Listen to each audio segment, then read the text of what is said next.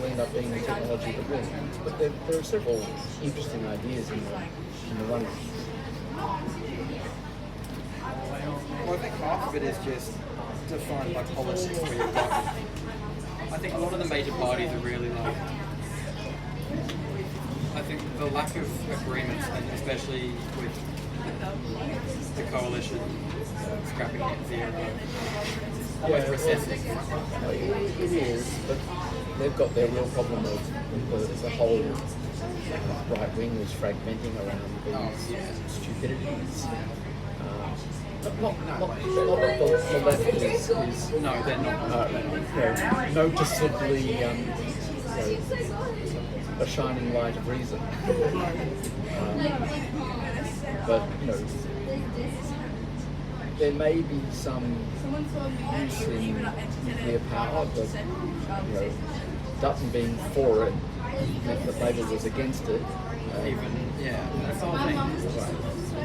So people define themselves in terms of what they're not rather than what they are. Oh, that's so stupid. And there's just the whole thing with politics, especially given Trump's whole thing. Trump isn't even about politics, it's about self-aggrandizement. Pure and simple. The platform that he ran on with the people around him, I think the politics of the Republican Party as a whole stood for the last election kind of pushed everyone against the right, so it became against the win. Essentially, what Trump did was say, you're electing me to blow the entire system to smithereens. And viewed that way, he is delivering on his promises. He is. Do things need fixing? Yes. Can you fix them all at once? Almost certainly not.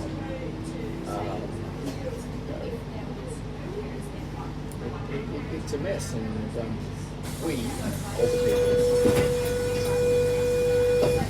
rather definitely leaving it that mess for younger people to clean up. I'd be kind of mad about it. It's not good. I'm not exactly optimistic about the future. You don't want to be either blindly optimistic or blindly pessimistic. No. I'm certainly not pessimistic, but it's not something that what are the positive forward steps that can be taken and have something to do with people taking on and make a positive contribution? And a whole lot of other people are looking around for their area where they can make a positive contribution. Or it gets better. I'm reading a really interesting book that is a good antidote to pessimism. It's called Enlightenment Now by Steven Pinker. He is a really important thinker at Harvard at the moment, in other places.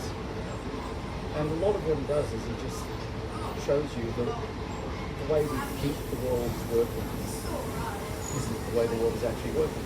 It's got the data. And he can plot basically the improvement in the world since the late 1700s, Enlightenment. To now, and he says, you can be excused if you're a consumer of all the news and so on, thinking that the world's going to hell in a handbasket. And yet, the data does not back up that theory. It doesn't paint, a rosy guaranteed future either. But it says we've done a lot, making little incremental progress, and little bits of incremental progress don't get reported on the way negative things get reported.